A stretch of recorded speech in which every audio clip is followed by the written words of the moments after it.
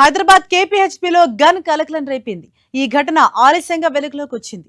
కేపీహెచ్పీలోని ఓ shopping mall parking దగ్గర రెండు కుటుంబాల మధ్య ఘర్షణ జరిగింది. దీంతో పోలీసులకు షాపింగ్ మాల్ సిబ్బంది సమాచారం ఇచ్చారు.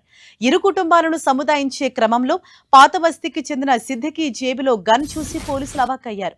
సీఐ రాజశేఖర్ రెడ్డి గన్ స్వాధీనం చేసుకుని విచారణ చేయగా గన్ లైసెన్స్ ఉన్నట్లు గుర్తించారు. లోపలికి వచ్చే సమయంలో సెక్యూరిటీ సిబ్బంది సరిగ్గా తనిఖీలు చేయకపోవడంతో షాపింగ్ మాల్ పై కేసు నమోదు చేశారు పోలీసులు.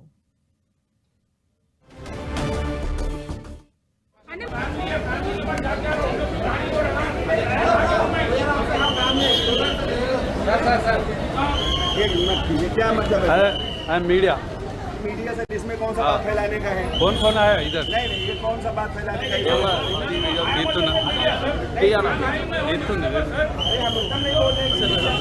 मीडिया